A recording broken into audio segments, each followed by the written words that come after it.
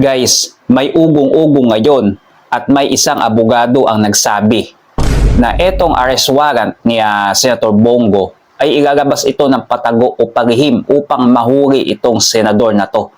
Sa tingin nyo kaya gagawin din kaya ni Senator Bongo ang pagtatago katulad ng pagtatago na ginawa ni Senator Bato ngayon?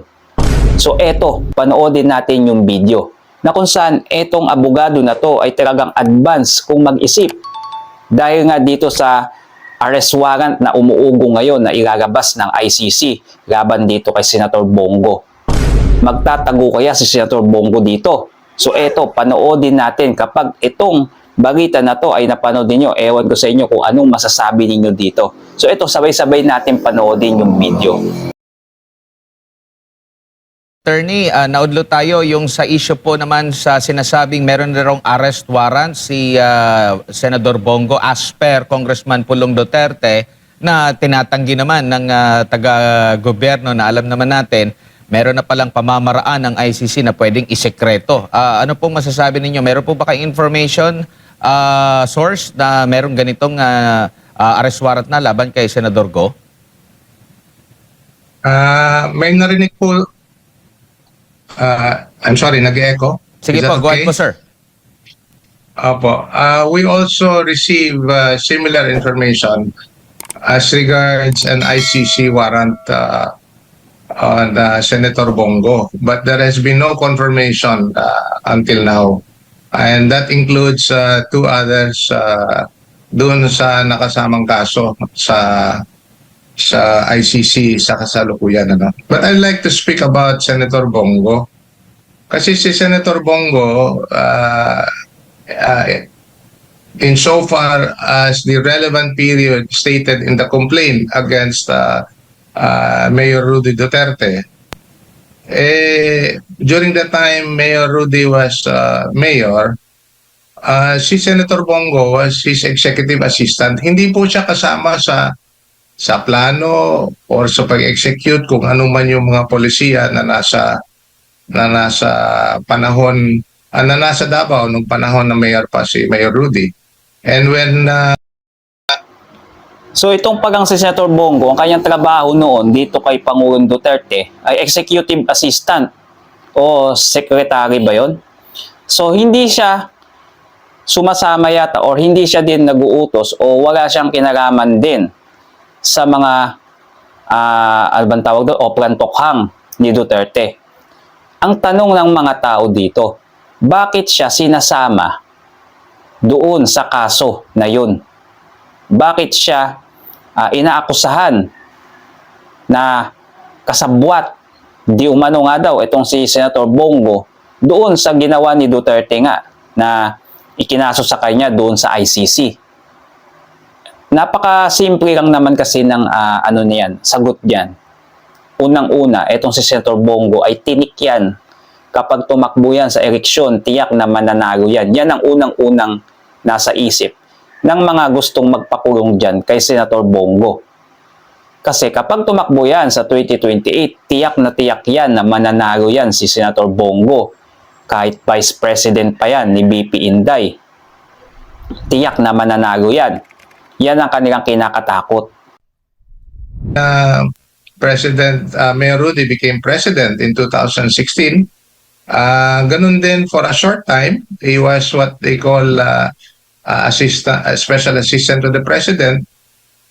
He may be privy to certain information, but definitely, given his position, he is not part of those who would take part in the deliberation on policy of government. So, yun po ang nakapagtataka sa akin kung bakit isinali pa si Senator Bongo dito sa kaso na nakabinbin sa Daig. Opo. And dito po sa usapin naman na sakaling halimbawa kasi wala pang nilalabas din po na desisyon ang Korte Suprema po dito. Attorney, nakikita niyo pong hinog na kasi ito'y inilapit na sa Korte Suprema ninyo para po kay Senador Bato de la Rosa, this time ngayon naman kay Senador Bongo, napapanahon na ba na maglabas talaga ng desisyon once and for all ang Korte Suprema ukol dito para hindi na muli magkaroon ng ganitong gulo gagaya po na nangyari kay dating Pangulong Duterte, kay Senador Bato de la Rosa, and this time kay Senador Bongo?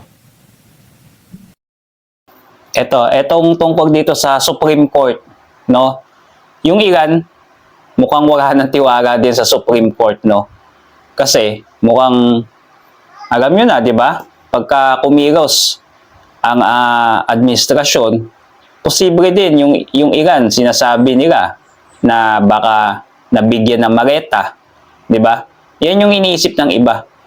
Kaya yung iba nawawalan ng tiwala dito sa Supreme Court na. Hindi na kagaya dati. Kasi hanggang ngayon, wala pang nilalabas na desisyon. Ang tagal, di ba? Pero kapag yung mga walang kakwenta-kwenta na tao o bagay, may desisyon na kagad, di ba? Yan yung sinasabi ng Iran. Kaya yung iba, dismayado din sa Supreme Court. Dahil sa kakaantay, hanggang ngayon, wala pa. At baka nga, matulad nga na naman itong si Senator Bato at itong si Senator Bongo na ilipat or dalhin doon sa ICC. Kung saan ngayon nandun si Duterte. I fully agree with that observation, ano? Kasi ang makakatugon in a very clear and decisive manner on how this issue is supposed to be addressed is the Supreme Court, because the issue is now before the Supreme Court. We all know that the Philippines have withdrawn from the ICC. From the Rome Statute, which created the ICC as early as March of 2019. Patagal na po yan.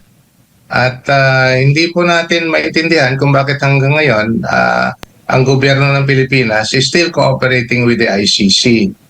And having said, Yun lang ang problema, nakikipagtulungan itong government natin sa ICC. Halos 7 taon na ang lumipas magmula ng mag-withdraw itong bansa natin. Itong bansa natin na kumagas sa ICC.